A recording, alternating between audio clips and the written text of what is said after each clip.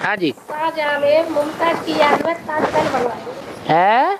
शाहजहां ने हाँ। मुमताज की याद में ताजमहल बनवाया, लेकिन उन कारीगरों के हाथ काटे। इसका भेद में जिसकी यादगार में ताजमहल बनवाया वो देहधारी था या आत्माभिमानी था? है? देहधारी था। देहधारी क्या अंजाम देगा? देहधारी की यादगार कायम करने से अंजाम अच्छा होगा या बुरा होगा? देहधारी की यादगार कायम करने के लिए जो सहयोगी बनेंगे उनके लिए अंजाम अच्छा होगा या बुरा होगा? है? बुरा होगा। तो बुरा अंजाम हुआ। इसमें वंडर क्यों खाना चाहिए? यहां तो बाप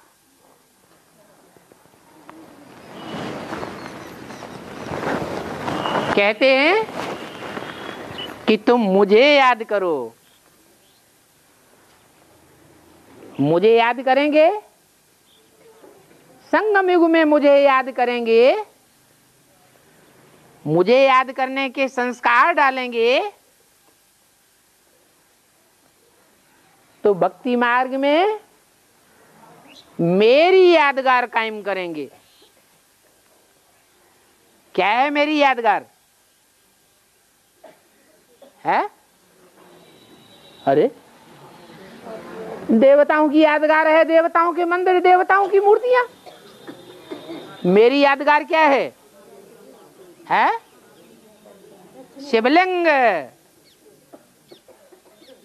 मैं और मेरी, मैं आत्मा हूं। ये किसने कहा?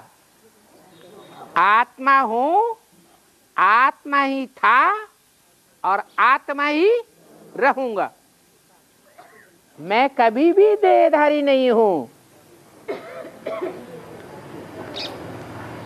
तो मैं आत्मा हूं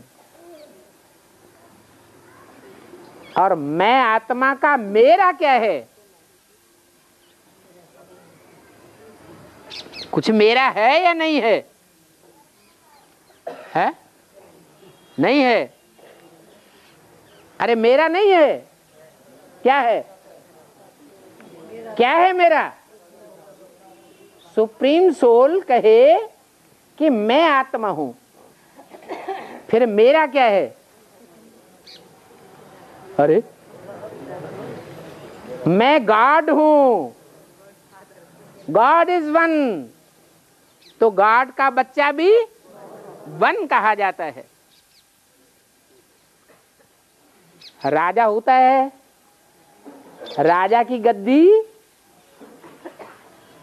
कौन सा संबंधी संभालता है? है? बेटा संभालता है। बेटों में भी कौन सा बेटा? बड़ा बेटा संभालता है। तो मैं आत्मा हूं और मेरा भी है। उस मेरे में जब मैं आता हूं मुकर्रर रूप से, तो वो सदाकाल के लिए निश्चय बुद्धि बन जाता है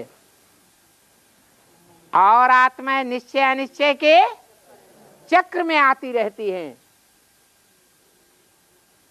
आज कहती हैं मेरा बाप और माया फाइनल पेपर लेती है तो माया रावण के बन जाते हैं। तो मैं कैसे कहूं मेरा? सदा काल का मेरा चाहिए। आदि में भी विष्णु। क्या?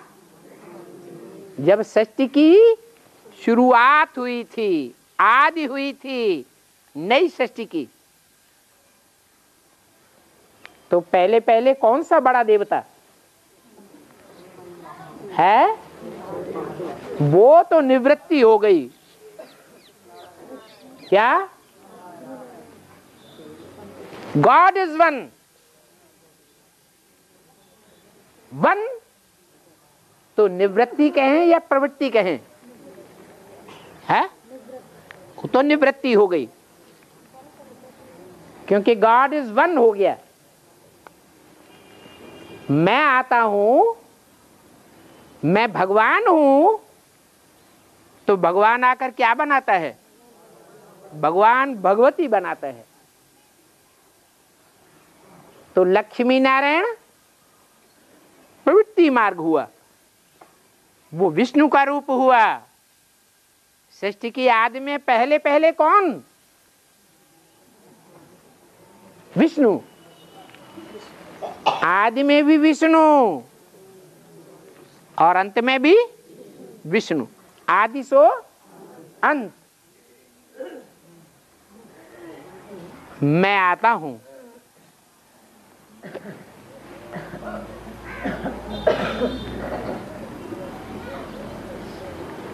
तो मैं आत्मा, सुप्रीम सोल, मेरी आत्मा का नाम शिव है। मेरी आत्मा का नाम शिव है, बिंदी का नाम शिव है, और कोई का नाम शिव नहीं है। कोई आत्मा ऐसी नहीं है जो सदाकाल शिव अर्थात कल्याणकारी हो। कोई है? नहीं है। फिर मैं आत्मा शिव और मेरा बच्चा, उसको शिव कहें? है? नहीं कह सकते। क्यों?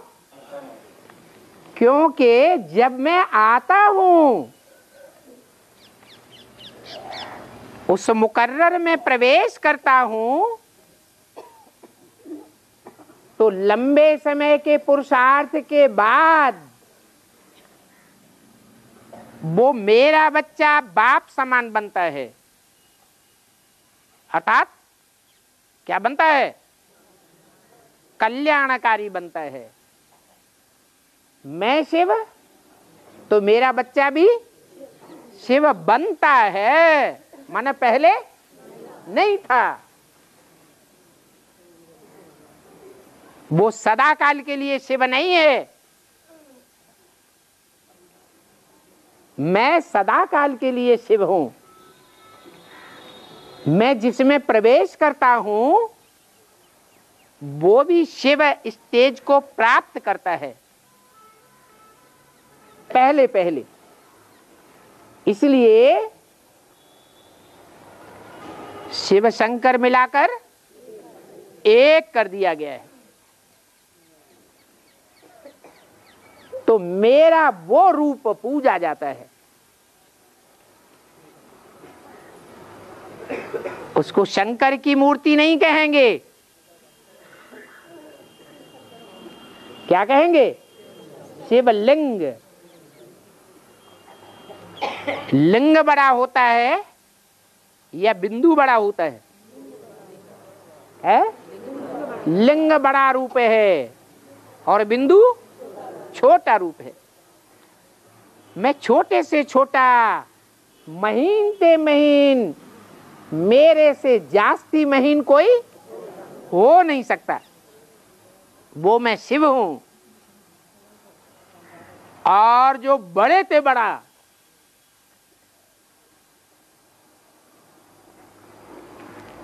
विराट रूपधारी बनता है। भक्ति मार्ग में विराट का चित्र में क्या दिखाया गया? देवताएं भी दिखाए, राक्षस भी दिखाए, जानवर भी दिखाए, माना सारा संसार उस विराट में भरा हुआ है। जैसे कि मनुष्य सृष्टि का बीज है, उस सृष्टि रूपी बीज में सारी दुनिया समाई हुई है। इसलिए लिंग को बड़े से बड़ा बनाते हैं। वो मेरा बड़ा रूप है, इसलिए कहते हैं मुरली में, अच्छा मेरे सूक्ष्म बिंदु रूप को याद नहीं कर सकते हो तो बड़े को ही याद करो, तो भी कल्याण होगा। बड़े रूप को याद करेंगे तो भी कल्याण होगा, क्योंकि बड़े का भी अंतिम स्वरूप क्या है? अंतिम स्वरूप भी कल्याणकारी। वो सहजते सहज हो जाता है। साकार को याद करने वाले चरित्रवान बन सकते हैं, चरित्रवान हो जाते हैं, और बिंदु को याद करने वाले क्षिप्र गति वाले होते हैं। तीव्र पुरुषार्थी तो होते हैं, लेकिन चरित्रवान देवता नहीं बन पाते। जितने भी विधर्मी हैं, चाहे वो विधर्मी धर्म पिताएं हों, चाहे उनके फॉलोअर्स हों, वो निराकार प्रेमी होते हैं या साकार देवताओं के प्रेमी होते हैं? निराकार प्रेमी होते हैं तो अंत में ज्ञान लेंगे, अंत में भगवान के स्वरूप को पहचानेंगे। लेकिन बिंदु को याद करने से परमधाम वासी बन जाते हैं, क्षिप्र गति वाले बन जाते हैं। पुरुषार्थ की दौड़ में तीखे होते हैं। यही कारण है कि स्वदेशी बाप को पहले पहचानते हैं या विदेशी पहले पहचानते हैं? क्यों क्यों पहचानते हैं? क्योंकि वो निराकार प्रेमी निराकार को याद करने से महीन बुद्धि बन जाते हैं। उनकी पुरुषार्थ की दौड़ तीखी बन जाती है। परंतु साकार प्रेमी नहीं होते हैं। साकार में आए हुए भगवान को निश्चयात्मक बुद्धि से नहीं पहचान पाते। इसलिए और धर्म पिताओं धर्म गुरुओं के चक्कर में आ जाते हैं। संगम में भी ऐसे ही होता है, इसलिए रास्ते बदल जाते हैं। बुद्धि तिरक जाती है। क्षिप्र गति वाले होते हुए भी कछुए और खरगोश की दौड़ का मिसाल बन जाता है। क्या है कछुआ और खरगोश की दौड़ का हिसाब? है दोनों में दौड़ हुई। खरगोश दौड़ करके आगे निकल गया, बहुत दूर चला गया। कछुआ की आंखों से ओझल हो गया। कछुआ धीरे धीरे चलता है और खरगोश तेज दौड़ता है। खरगोश को आया अहंकार, अरे ये कछुआ क्या चलेगा, चलो थोड़ी देर आराम कर लें। बस झाड़े में गया और सो गया। सोया तो सोया ही रह गया। और कछुआ धीमी धीमी चाल चलते चलते आगे निकल गया। तो यही हिसाब है। माताएं साकार उपासी होती हैं, गोपिकाएं साकार की ज्यादा महिमा करती थी या उद्धव की तरह निराकार की महिमा करती थी? साकार की महिमा करती थी। तो साकार उपासी होने के कारण वो 16,000 गोपिकाएं देवी देवताओं के रूप बन गए। जो विधर्मी है उस प्राप्ति को नहीं प्राप्त कर पाते। और एक आदमी बोलो, माता को पाठ वही बातें बार बार पूछते हैं तो बाबा समझ जाते हैं ये मुरली रोज सुनते ही नहीं।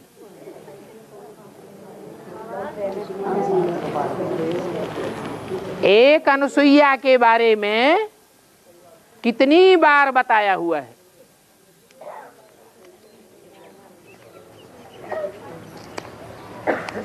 एडवांस ब्राह्मणों की दुनिया में 4 युगों की शूटिंग का हिसाब 2004 में पूरा हुआ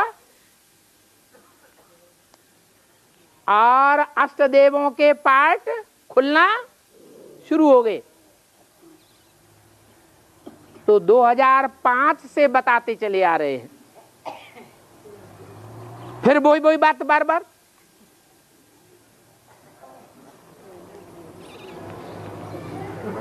अनुसूया का अर्थ होता है असूया अर्थात ईर्ष्या देश। अनुसूया माना ईर्ष्या देश से परे।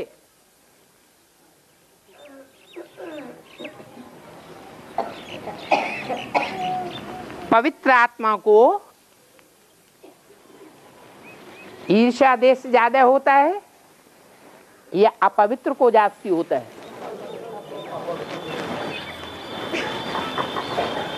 जो अपवित्र आत्मा होती है उसको सौतिया डाह जास्ती होता है और जो पवित्र आत्मा होती है उसको ईर्ष्या देश सौतिया डाह नहीं होता है।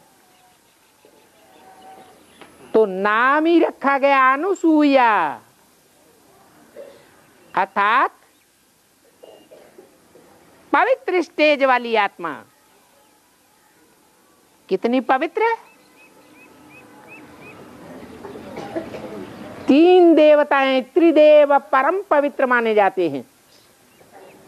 ब्रह्मा, विष्णु, शंकर। तीनों का रूप पुरुष रूप में है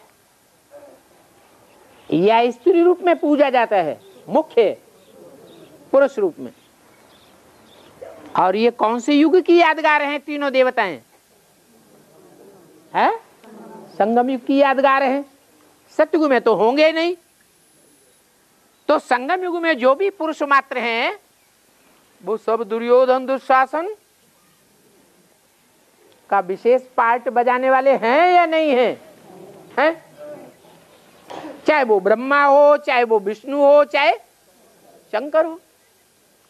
हाँ, कन्याओं माताओं के लिए कहा है कि कन्याएं माताएं सब द्रौपदियां हैं, सीताएं हैं, तुम सब पार्वतियां हो।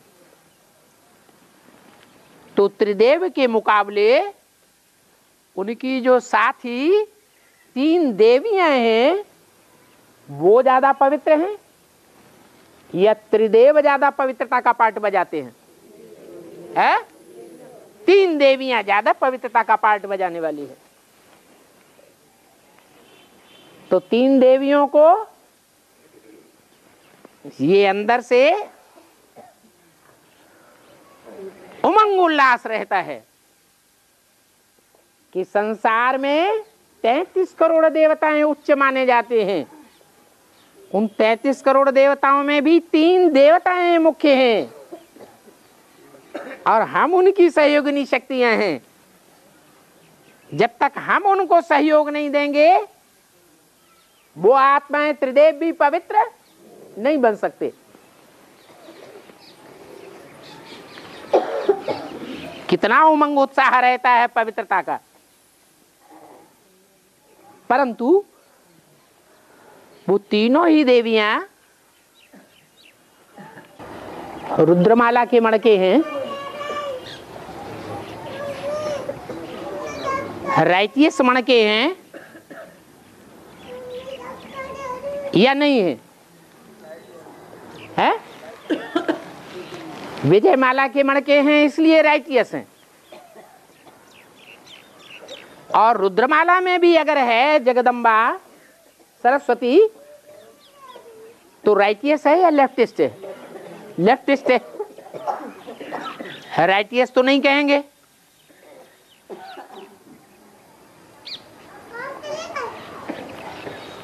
तो रुद्रमाला और विजयमाला, रुद्रमाला है बाप की माला और विजयमाला है विष्णु की माला। जो विष्णु की माला है वो रचना की माला है या रचयिता की माला है? विष्णु, शंकर, ब्रह्मा तीनों क्या हैं? रचना है।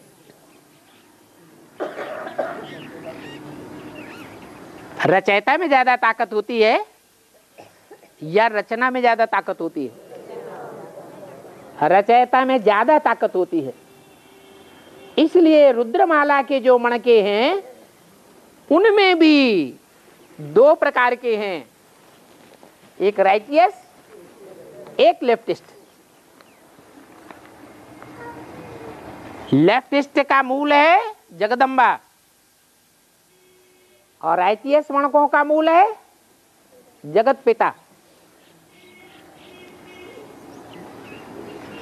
तो जो राइटियस रुद्रमाला के मणके हैं उनमें जगत पिता की तो बात छोड़ दो, क्योंकि वो तो मुकर्रर रत है, उसमें कौन प्रवेश करता है? शिव बाप एवर प्योर प्रवेश करता है।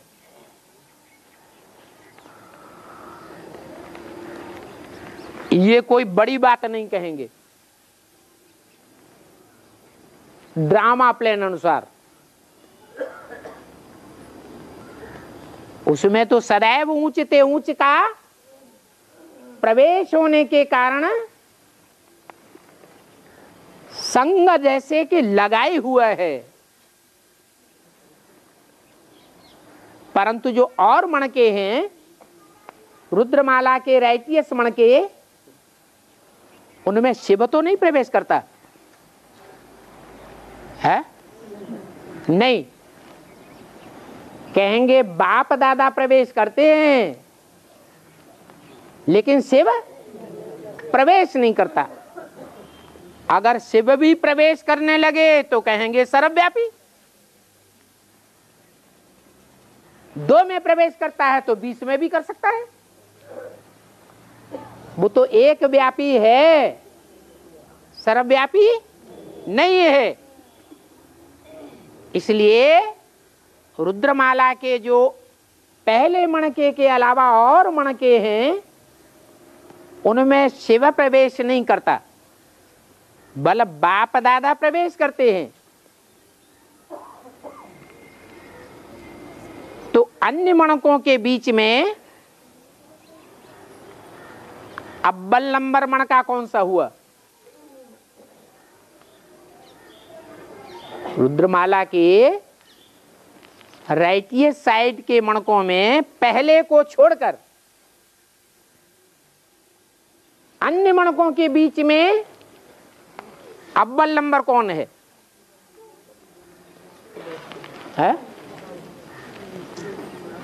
अरे जो पहले 12 हैं वो कौन से वंश के हैं? सूर्यवंशी हैं।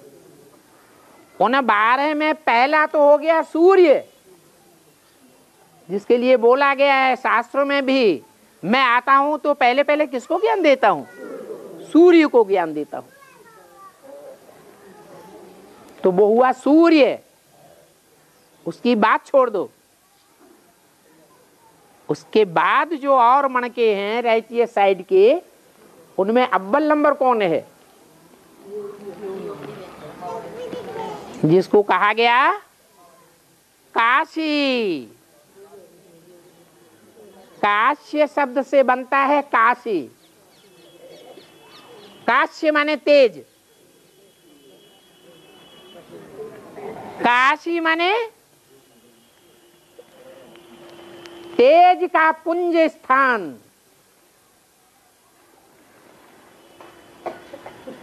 जहां सदैव तेज भरा हुआ है। तो शिव शंकर भोलेनाथ की प्यारी नगरी संसार में कौन सी गाई हुई है? काशी नगरी। दिल्ली नहीं गाई हुई है। दिल्ली नगरी तो ऐसी गोद है जिसकी गोद में हिंदू, मुसलमान, सिख, ईसाई सब समाये हुए हैं, सब की प्यारी है। लेकिन काशी नगरी किसकी प्यारी है? शिव शंकर भोलेनाथ की प्यारी नगरी है।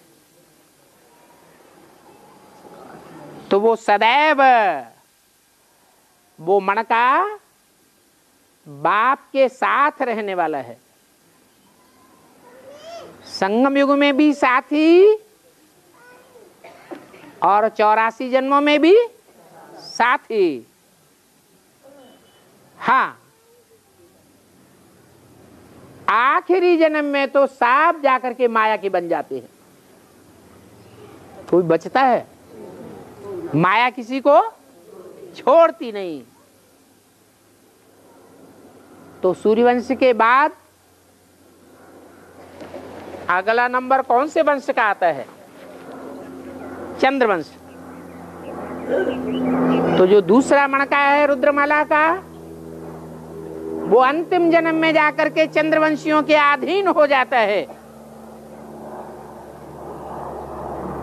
माया उसको भी घसीट लेती है।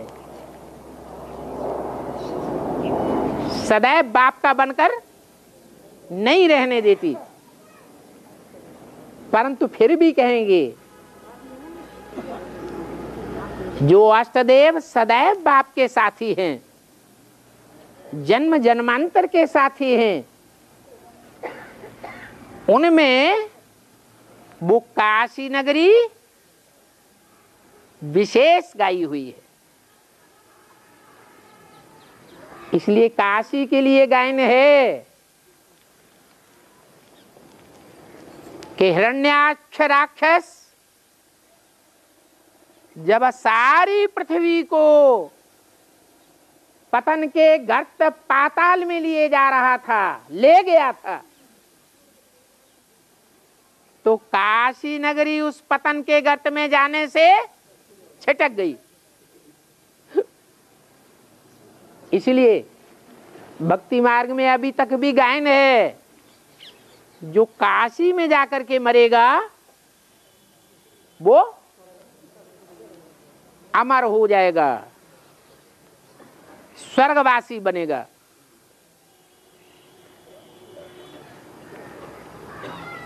ऐसी पावन नगरी है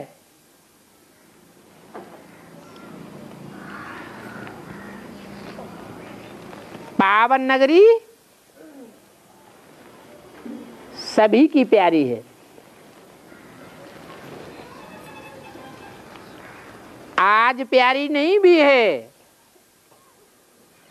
तो कल प्यारी बन जाएगी, क्योंकि जो भगवान का प्यारा वो सब का प्यारा होना है। जो राग द्वेष करते हैं उनका दिल दूसरों से नहीं मिलता है। जो किसी से राग द्वेष करे ही नहीं तो उसका दिल सबसे मिलेगा। दिल को दिल से राहत होती है। इसलिए उस संबंध का नाम परदादी दिया है, दादी नहीं, क्या नाम? परदादी। एक होती है माँ। माँ का लगाव या तो छोटे बच्चे से ज्यादा होता है या तो बड़े बच्चे से ज्यादा होता है। समझती है खुदा न खास्ता अगर पति ने शरीर छोड़ दिया तो मेरी पहले पहले पालना कौन करेगा? बड़ा बच्चा करेगा।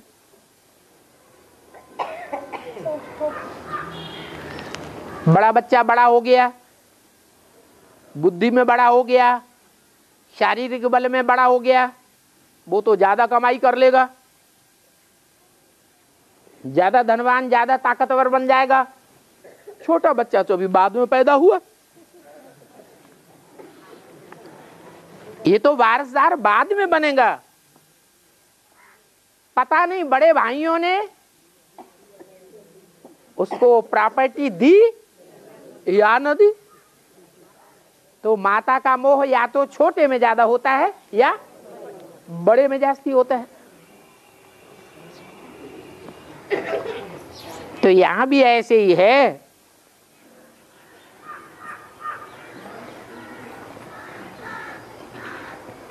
बाप कहते हैं कि जो परदादी है वो छोटा बड़ा नहीं देखती है। दादी के लिए भी पौत्रे सब बराबर बराबर देखने में आते हैं, तो परदादी के लिए तो और ज्यादा बराबर है।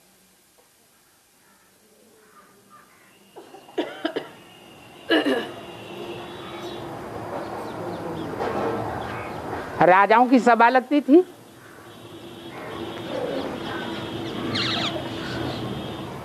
लक्ष्मी को माता कहा जाता है।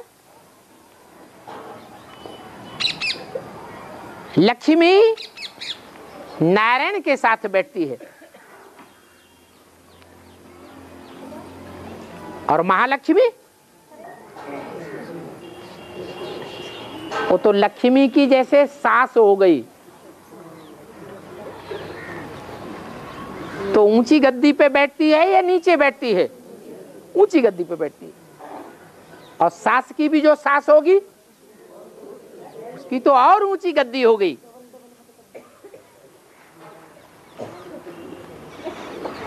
तो यही हिसाब है। जो नई दुनिया की स्थापना होती है, नई दुनिया का फाउंडेशन लगता है, उस नई दुनिया के फाउंडेशन में वो आत्मा निमित्त बनती है पालना करने के लिए।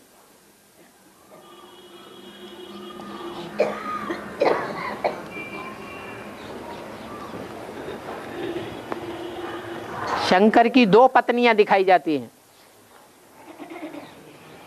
एक सती और दूसरी पार्वती।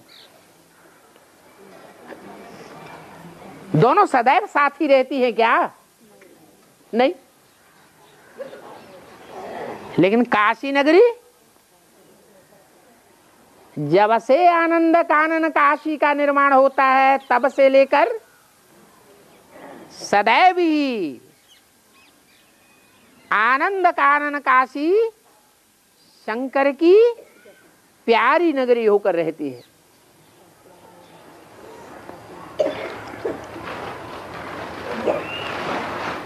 तो नाम पड़ता है अनुसुईया। परदादी का कोई बच्चे से राग द्वेष नहीं होता है। हाँ। में बताया गया पूर्व पश्चिम उत्तर दक्षिण 14 काल फेरे। हाँ। उसका क्लियर करके बताइए। है? उसका क्लियर करके बताइए, समझ में नहीं आई। जब ज्ञान की बाढ़ आवेगी सारी दुनिया में, ज्ञान को जल कहा जाता है, तो सारी दुनिया में जब पानी की बाढ़ आवेगी, कैसे आवेगी?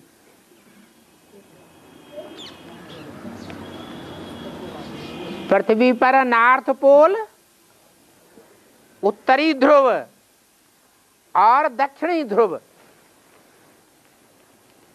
दोनों स्थान पर सूर्य की किरणें तिरछी पड़ती हैं, माने वो स्थान सूर्य से दूर हो जाते हैं, तो ज्यादा ठंडी पड़ेगी या कम पड़ेगी? ज्यादा ठंडी हो जाती है। इतनी ठंडी होती है कि मीलों ऊंचे पहाड़ बन जाते हैं बर्फ के।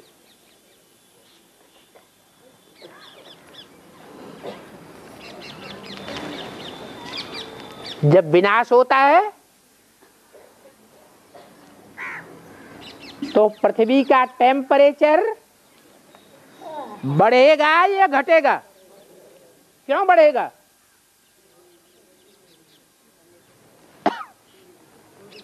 विनाश होने से पहले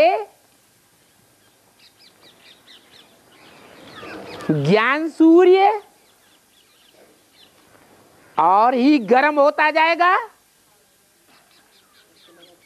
या ब्रह्मा उर्फ हिमालय राज, जहां सदैव बर्फ जमी रहती, हिमालय, उसकी तरह ठंडा रहेगा है? और ही गर्म होता जाएगा।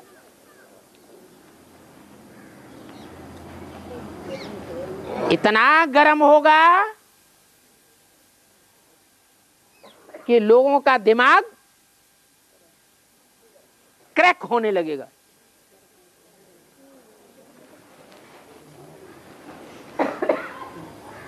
फैसला नहीं कर पाएंगे, हार्ट फेल होने लगेंगे।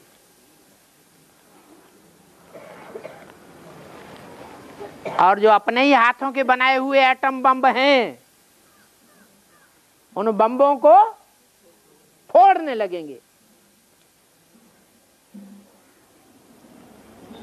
तो पृथ्वी का वायुमंडल सीमा से ज्यादा गर्म हो जाएगा। अभी भी होता जा रहा है। अभी भी वैज्ञानिकों का कहना है कि उत्तरी ध्रुव और दक्षिणी ध्रुव पर जो पहाड़ हैं वो फटने लगे हैं। एटम बमों की मार से वो पहाड़ टूट टूट करके समंदर में आ जाएंगे तैरते हुए। तो समंदर का जल ऊपर जाएगा या नीचे जाएगा? स्तर बढ़ जाएगा। जो बाबा कहते हैं ये बंबई नगरी डूब जाएगी। बंबई माया की नगरी है हिंदुस्तान के अंदर। इसी तरह दुनिया के हिसाब से अमेरिका माया नगरी है। जैसे बंबई में धन संपत्ति बहुत ज्यादा है, वैसे ही दुनिया के हिसाब से कौन से देश में धन संपत्ति ज्यादा है? अमेरिका। जिसके लिए बाप दादा कहते हैं मेरे का आओ, तुम मेरे हो क्या या माया के हो? तो अमेरिका वाले ज्यादा माया के बने हुए हैं या भगवान बाप के बने हुए हैं? माया के बने हुए। वो मायावी देश न सृष्टि के आदि काल में इस दुनिया में मौजूद थे और न अंत काल में मौजूद रहेंगे। वो चाहे बंबई हो या अमेरिका, अफ्रीका, यूरोप, ऑस्ट्रेलिया आदि हो, वो पहले भी समुद्र के गर्त में समा गए थे।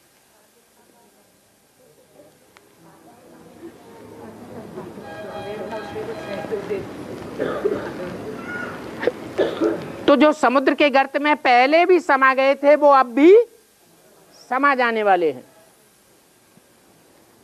इतनी ज्ञान की बाढ़ आवेगी, पानी की बाढ़ आवेगी। जब बाढ़ आती है तो पानी शुद्ध रहता है या मटमैला हो जाता है?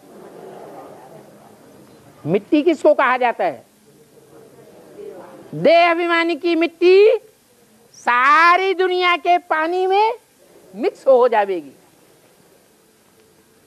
ज्ञान ज्ञान नहीं रह जावेगा, ज्ञान सतो प्रधान रह जावेगा या तमो प्रधान रह जावेगा? तमो प्रधान हो जावेगा। देह अभिमान की मिट्टी मिक्स हो जावेगी तो जीव जंतु मरेंगे या जिंदा रहेंगे? मरेंगे। इसलिए बोला चाहे पश्चिम में अमेरिका हो, चाहे पूर्व के जापान और ऑस्ट्रेलिया हो, चाहे उत्तर के यूरोपीय देश हो, चाहे दक्षिण का अफ्रीका अरब देश हो, पूरा पश्चिम उत्तर दक्षिण चहुदिश काल फिरे, काल के गाल में सारी दुनिया समाती चली जाएगी। इसलिए शास्त्रों में लिख दिया जलमयी हो गई। क्या? सारी सृष्टि पर जलमयी हो गई। आज के कवियों को भी वो सात्विक भावना आदि काल की याद आ जाती है,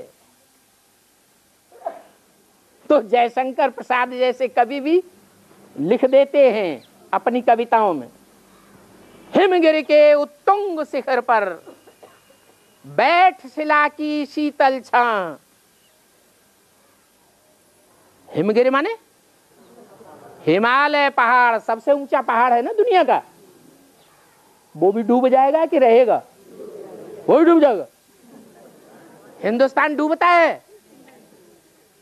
हिंदुस्तान अविनाशी देश है। भारत देश या विनाशी देश है? अविनाशी देश है। दुनिया के सबसे पहाड़ों में सबसे ऊंचा पहाड़ हिमालय पहाड़ है। तो बोला हिमगिरि माने हिमालय पहाड़ की ऊंची चोटी पर।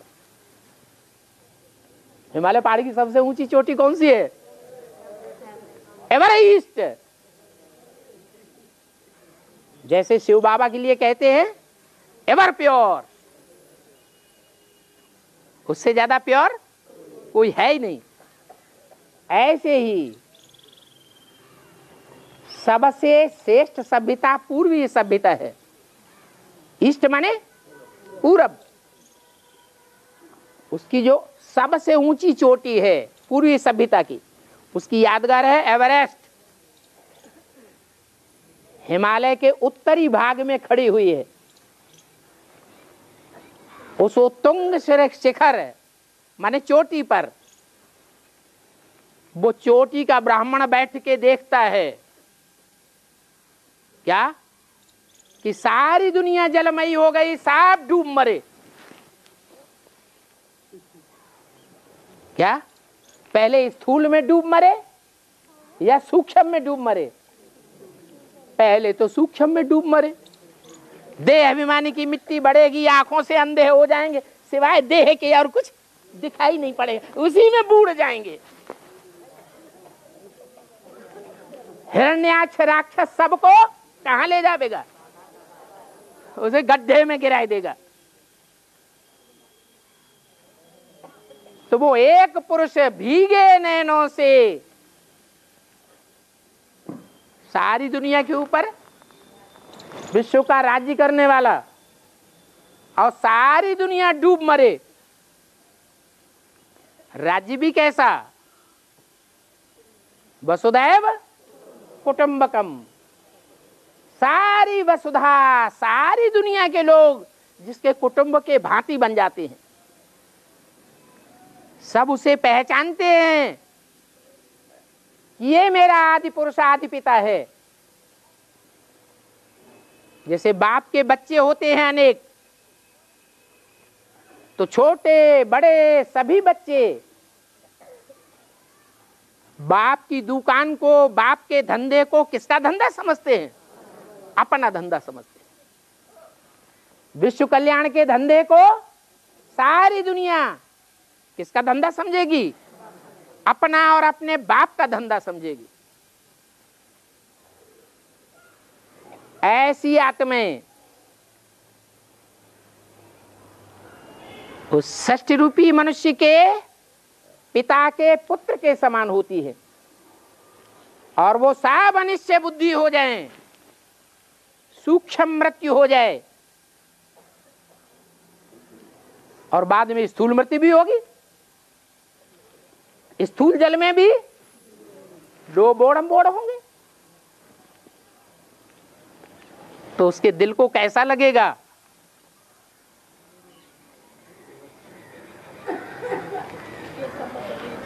ऊंची पहाड़ की चोटी की शीतल छांव में बैठा बैठा वो जलमयी को देखता है, सब उसमें डूब मरे। एक पुरुष भीगे नैनों से देख रहा था प्रबल प्रवाह। जल की धारा तीव्र गति से पृथ्वी के चारों ओर चक्कर काट रही थी। कृष्ण के लिए भी कहते हैं कि जब उनका अंतिम टाइम आया तो कोई भी उनके पास नहीं था, अकेले ही शरीर छोड़ा।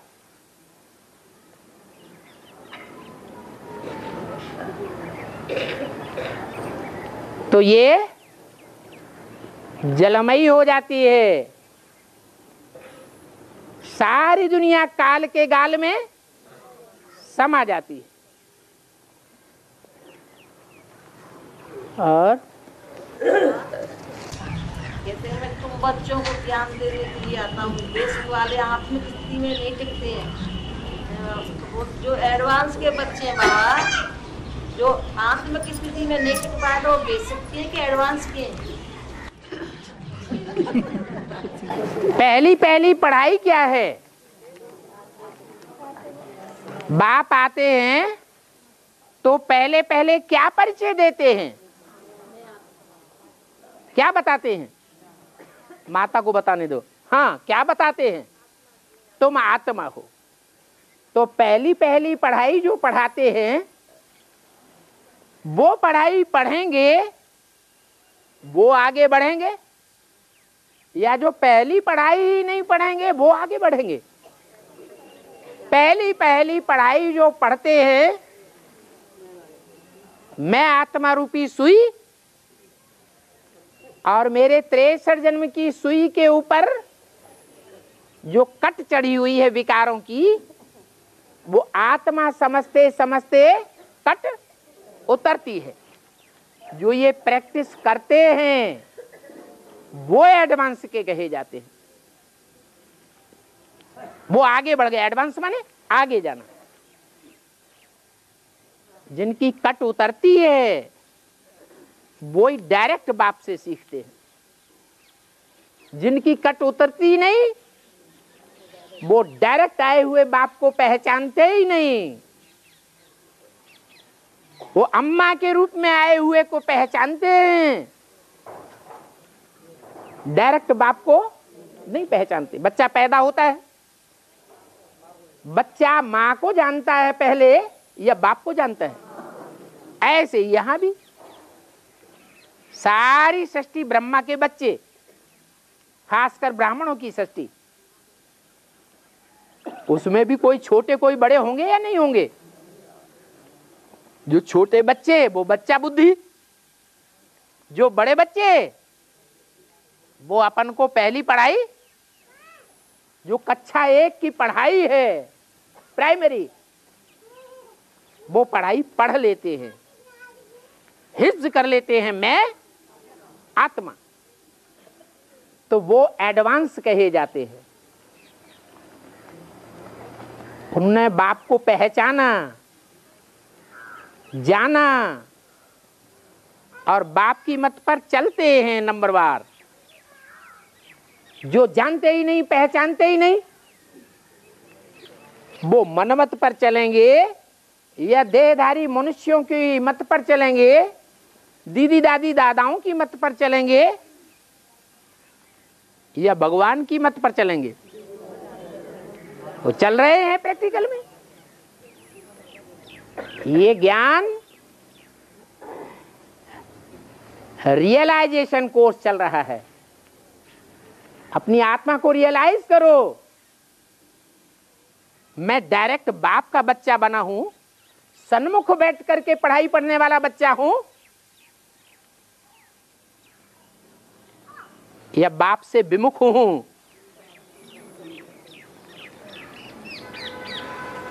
बाप से डायरेक्ट पढ़ाई पढ़ने वाला बच्चा नहीं बना हूं,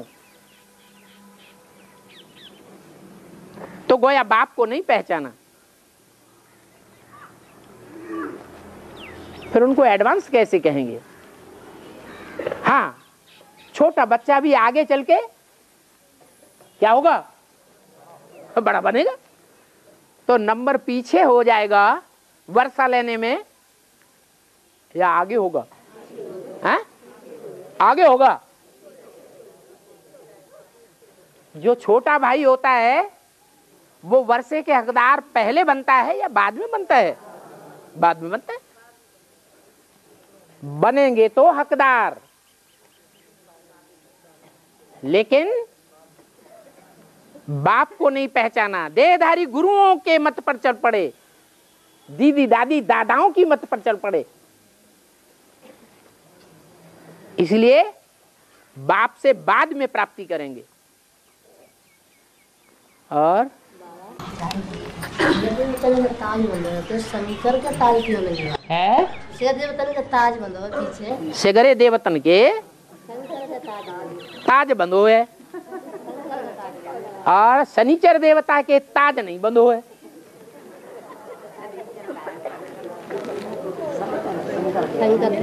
जिन्होंने शंकर या शनिचर? शंकर देवता। अच्छा, ये तो उल्टी बात हो गई। एक होता है ताजधारी बादशाह। कैसा बादशाह? ताजधारी बादशाह, जिसको ताज लगा हुआ है। कौन सा ताज है?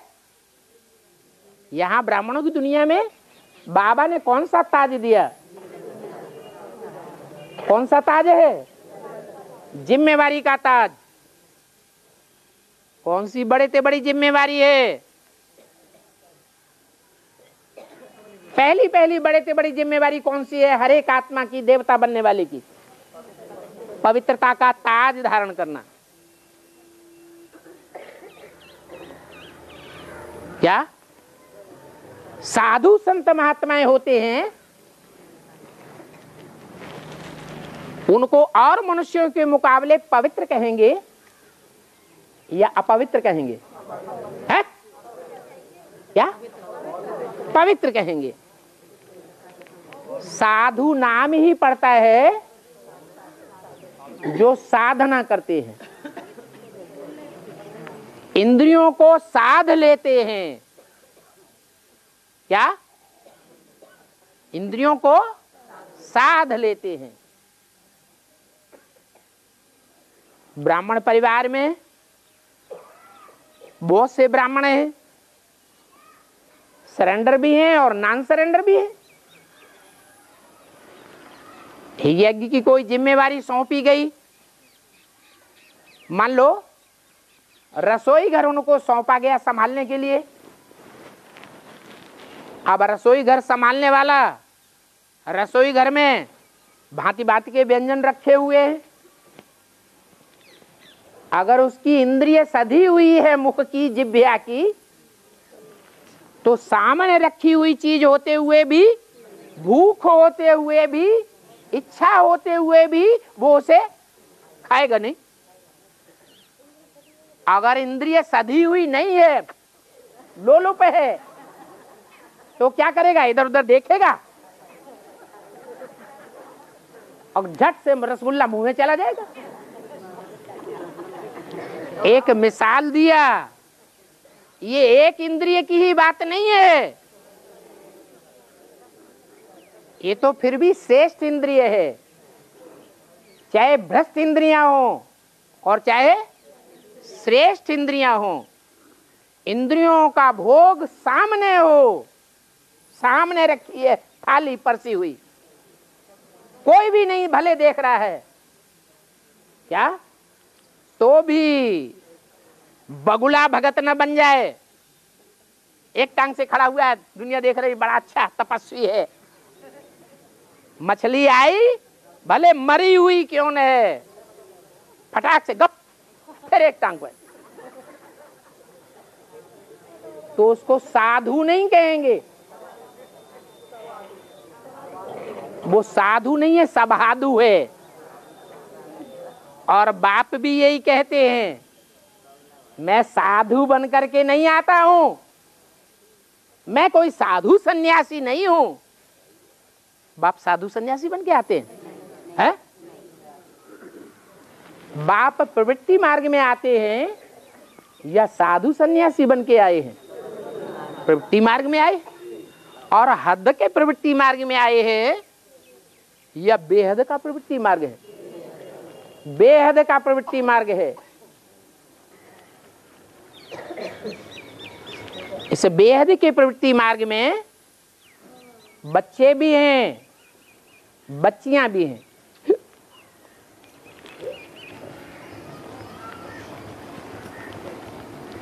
जिन्होंने अपने जीवन को तन से, मन से, धन से, समय, संपर्क, संबंधियों से प्रैक्टिकली अर्पण किया हुआ है, वो सारे जीवन के साथी भी हैं।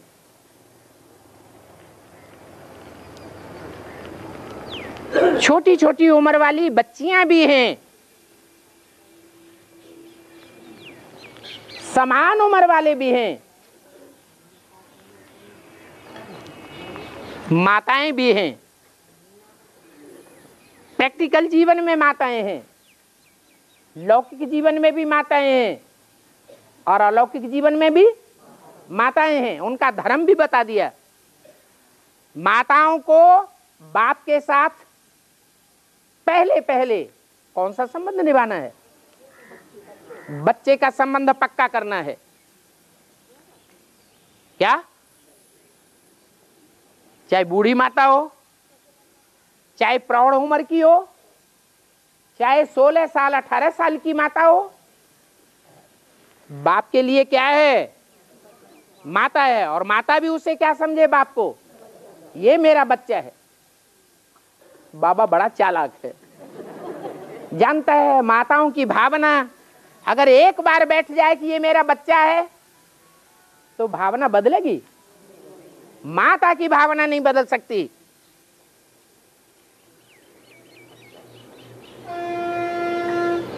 बेटी माया बेटी बन सकती है।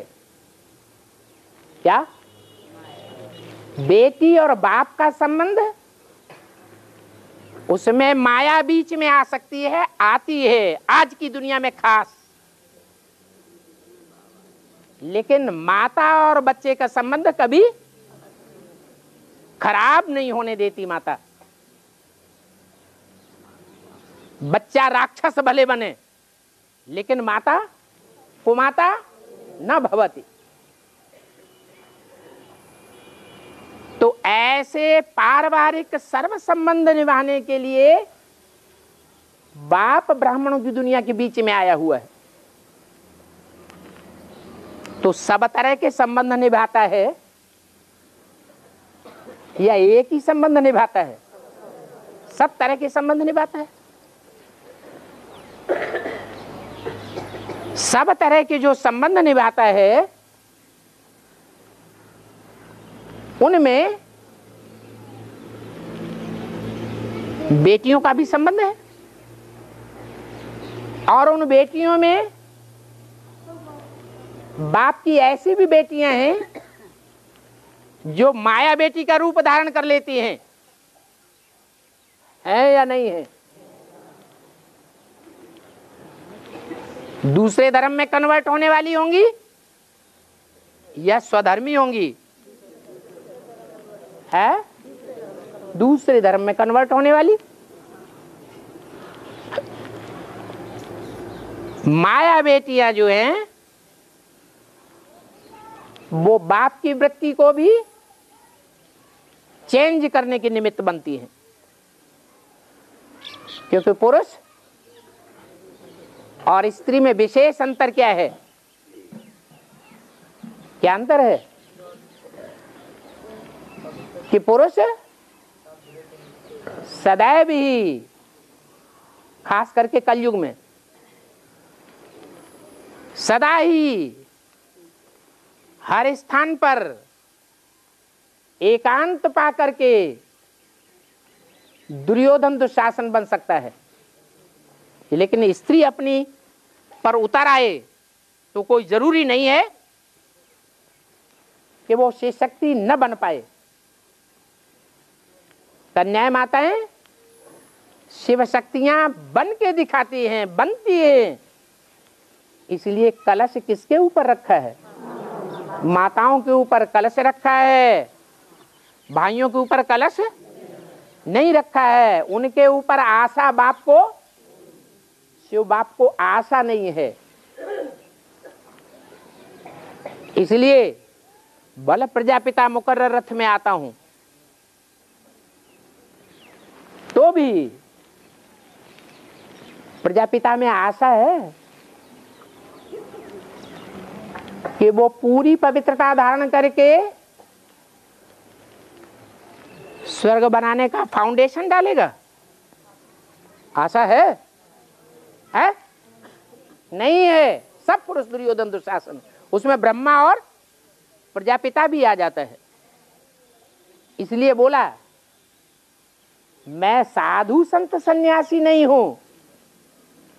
मेरे गुणों में और देवताओं के गुणों में महान अंतर है। देवताओं के गुण क्या हैं? सर्वगुण संपन्न, शूला कला संपूर्ण, संपूर्ण अहिंसक, मर्यादा पुरुषोत्तम। और मेरे भी यही गुण है क्या? नहीं।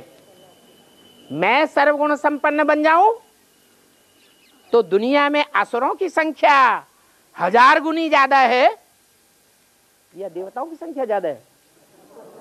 असुरों की संख्या ज्यादा है। उनका अगर खलासा नहीं होगा,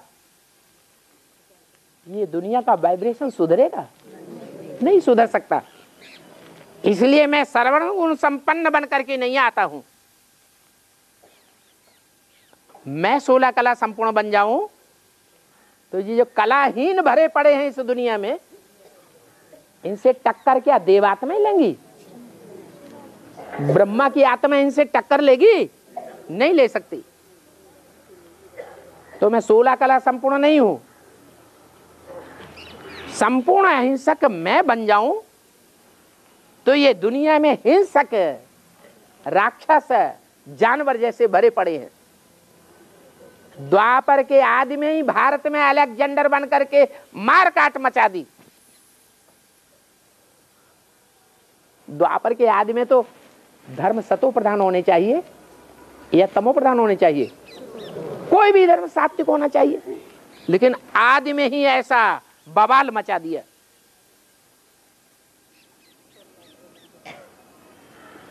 तो ऐसे असुरों को ठिकाने लगाने वाला कौन है? कोई भी नहीं है। इसलिए बोलते हैं बच्चे तुम्हारा बाप आया हुआ है। क्या बाप आया हुआ माने? बड़े से बड़ा दुनिया का असुर क्यों न हो, उसका भी बाप आया हुआ है। तो मैं कोई साधु संत महात्मा नहीं हूं। मैं तो हर युग में,